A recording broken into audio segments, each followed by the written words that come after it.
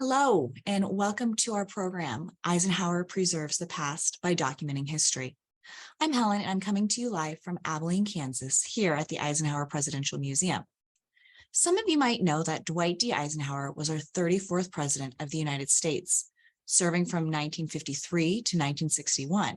But before he was president, he had earned the title Supreme Allied Commander of the Expeditionary Forces, meaning he was the general for all of the Allied troops in World War II. A major focus of ours at the Eisenhower Presidential Museum and Library is to use primary sources to help find answers to questions, as well as to use primary source documents to help support claims. Let's go over what a primary source is. A primary source is a first-hand account of a topic from someone who had a connection with it. So some examples of a primary source would be a journal entry, a letter, a photograph, newspaper, a text, or even a tweet. We're going to be analyzing or going through several documents, primary source documents from General Eisenhower during the war. But why, you might be thinking? Well, I have a feeling many of you might think of primary sources as flat, boring, long documents that tell us about things from a long time ago, and it doesn't really relate to you. But what primary sources really are, they're the key to our questions and to our curiosity. And I hope that you find these primary sources to be interesting, intriguing, and curious. Our goal today is to commemorate the victims of the Nazi regime and to promote Holocaust education. From the day Allied troops landed on the beaches of Normandy, France, they continued to liberate the people across Europe. The Nazis continued to retreat back towards Germany as the Allied troops advanced. The Nazi forces led by Adolf Hitler had virtually kept the concentration camps a secret to the outside world. There were rumors, but no one could believe such atrocities were real. The Nazis tried to destroy evidence of their horrific elimination of the Jews, but failed. Our journey begins today with U.S. Army troops arriving at Ohrdruf concentration camp. It was a sub-camp of Buchenwald concentration camp in Germany on April 4th, 1945. General Eisenhower flew to Ohrdruf to meet other American generals, George Patton and Omar Bradley, to tour this concentration camp. Now, I want you to take a moment, and we're going to be looking and analyzing at this photograph in front of you, which I'm sure you've already engaged with. I want you to quickly just scan the photo. What's the first thing you notice? Now, let's break this photo into parts. Who are the people in this photo? Are they civilian? Are they military? Do you notice any objects? Is there any activity going on?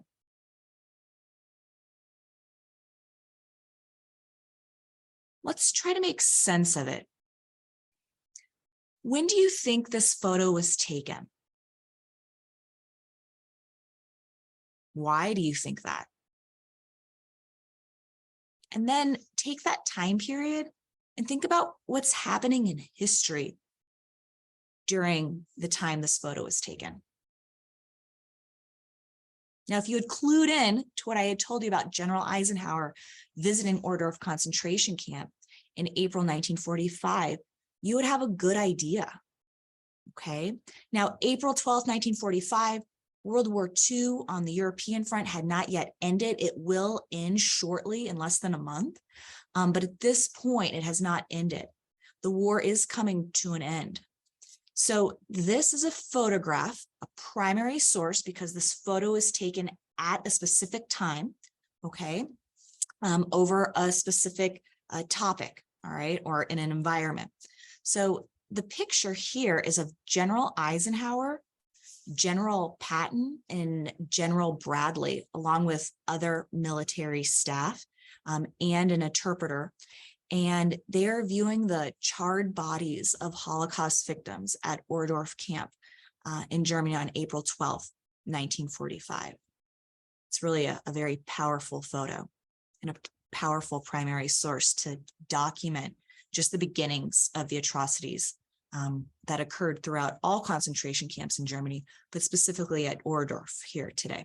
What the Allied generals found, other than those charred remains from our first photograph, were naked bodies and shallow graves.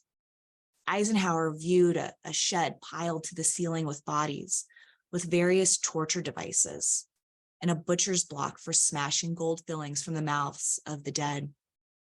General Patton became physically ill and could not continue. If any of you have an idea of the man General Patton was, he was definitely known for his boisterous, very manly, very I'm in charge, and it was too much for him. All right, he was going to get physically ill if he continued. Eisenhower, he turned white at the scenes of what he saw in front of him, but he insisted on seeing the entire camp. Eisenhower later wrote to U.S. Army Chief of Staff George Marshall that he had to see every nook and cranny in order to be able to give that firsthand account, that firsthand evidence of what he saw, just in case if someone or some group in the future decided to deny the Holocaust existed or to try to bring it down, that it really wasn't as bad as we thought.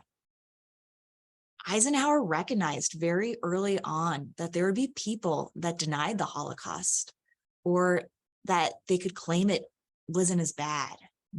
He wanted to make sure there was no possibility of this. Let's move to our second primary source. Remember, primary sources are that first-hand account of an event with a direct connection. So I want you to look at this primary source in front of you, and I want you to make an educated guess of what type of primary source we're looking at. Is it a journal entry? Is it a photograph? Is it a telegram? I'll give you a hint. Look at the beginning and the end of this document. Did you see the clues that got circled in red? Yes, it's a letter. We know this because it started off with "Dear General," and on the last page it says "Sincerely." Now, I want you to find the date on this letter. Where do you think the date would be located? Yes, top right-hand corner. And that date reads 15 April 1945.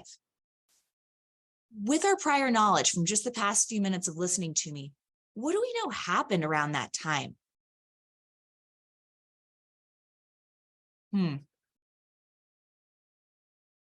Yeah, General Eisenhower had just recently, he had visited Ohrdruf, and now he is writing a letter. Let me tell you about this letter. We're not going to go through every single paragraph, but I'll summarize it for you. Following his time at Ohrdruf, General Eisenhower wrote a letter to General Marshall that I had mentioned in that last slide.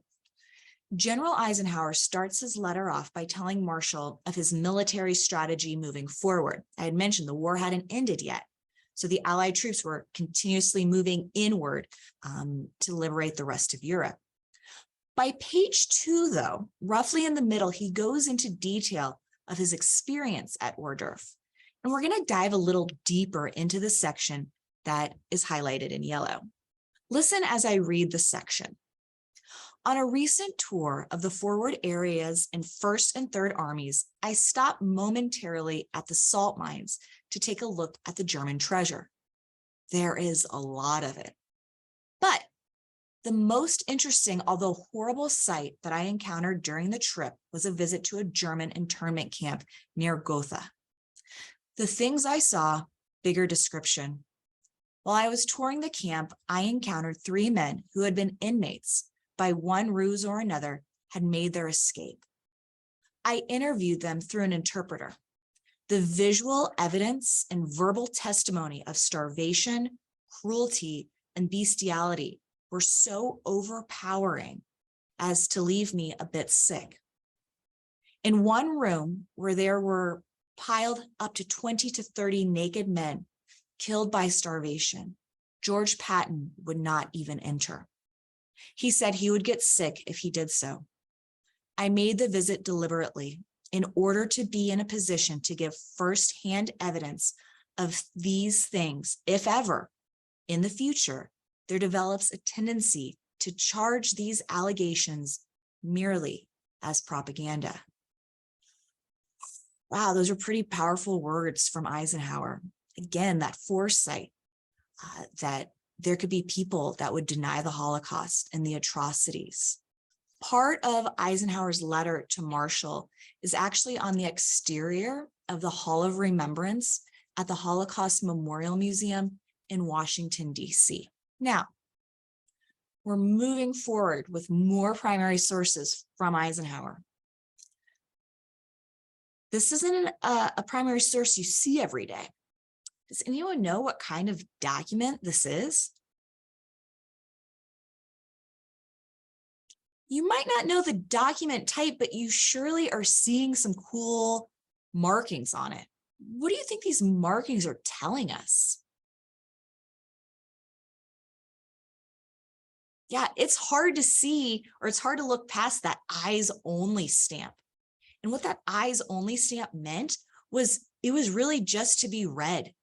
No one's taking a photograph of this. No one's taking notes over this. It's just to be read by the people it's intended for it to read. All right. Now, also, you see at the very top, the letterhead, it says SHAEF Message Form. Now, SHAEF stands for Supreme Headquarters Allied Expeditionary Forces. So this is the head office of the Allies, okay? And this is what we call a cable.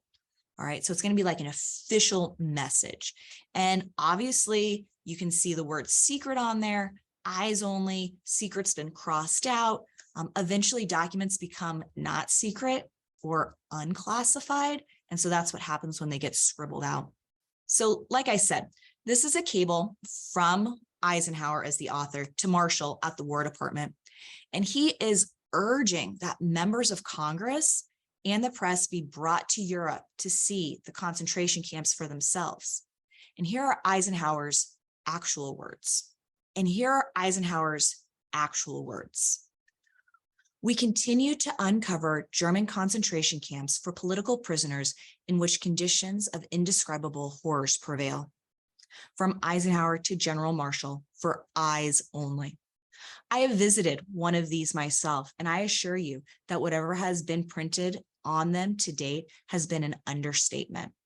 If you would see any advantage in asking about a dozen leaders of Congress and a dozen prominent editors to make a short visit to this theater in a couple of C-54s, I will arrange to have them conducted to one of these places where the evidence of bestiality and cruelty is so overpowering as to leave no doubt in their minds about the normal practices of Germans in these camps. I am hopeful that some British individuals in similar categories will visit the northern area to witness similar evidence of atrocity. Eisenhower is writing to General Marshall saying, please get Congress, get our American government representatives and editors of legitimate publications to come here, and I will provide them with tours of these concentration camps. Because it wasn't enough for just Eisenhower to have his firsthand accounts. It wasn't enough for just the Allied troops. Eisenhower knew it needed to be a broader base of evidence.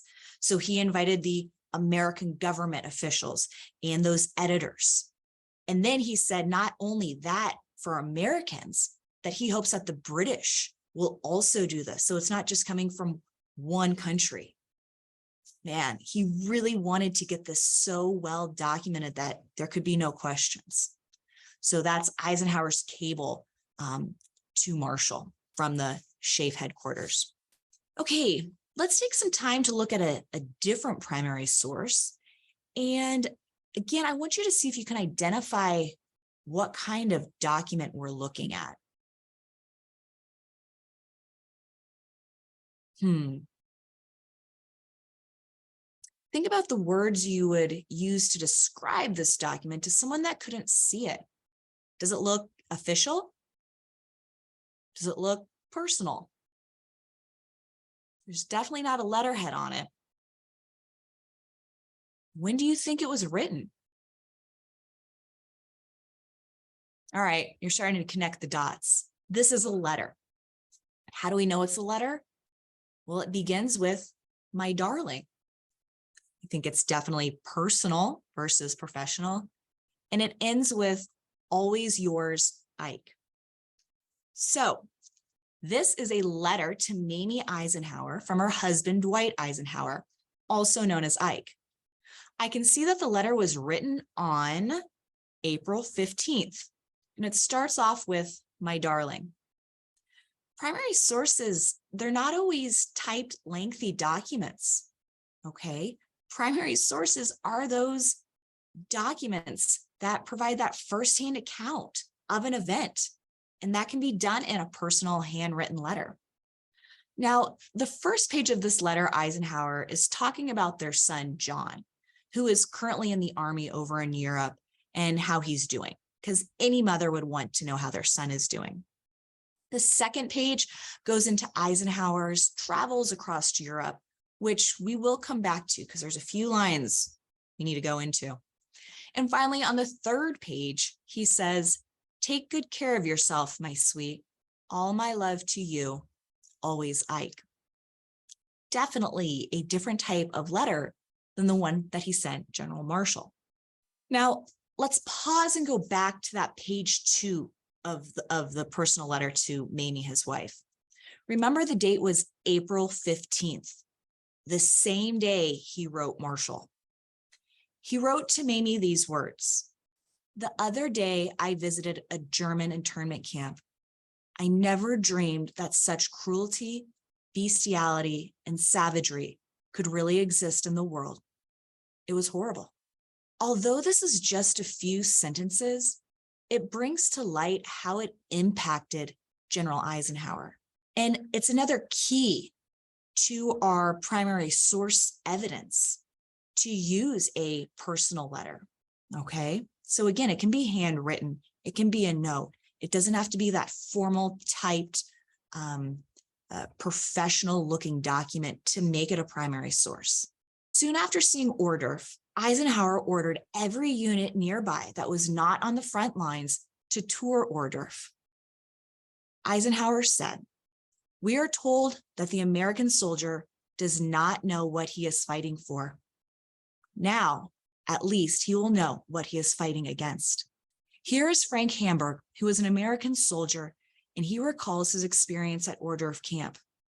Oral histories are another form of primary sources. They can be very powerful because it's not just their words describing an event, they are reliving it as they tell you their story.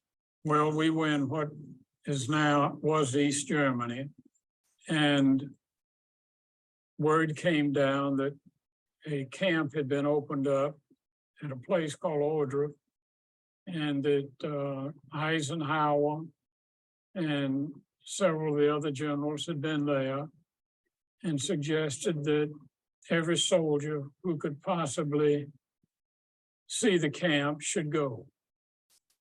And a day or two later, we were within a few miles of the camp, and I went over. Well, I guess as we came up the dirt road along a railroad track, there were bodies along in the ditch and on the edge of the road, evidently people that had been fleeing the camp and had died or been killed on the way. And then we went into camp, there were bodies laying all around. And there was a small building where they had burned bodies. And walking out around the camp, there was a burning pyre which is the first picture you have as you come into this museum, where they had burned bodies of the prisoners. And I remember that there was a German plowing in his field up the hill from the crematorium. I can't even imagine, as Frank Hamburg recalls that event, how many decades later it seems so crystal clear and embedded in his mind, because what he saw was so horrific. But those stories, his oral history, again, helps to build those primary source resources to make sure that these atrocities that occurred during the Holocaust could never be denied. General Eisenhower never visited another concentration camp. Following World War II, General Eisenhower would become president and serve 2 terms.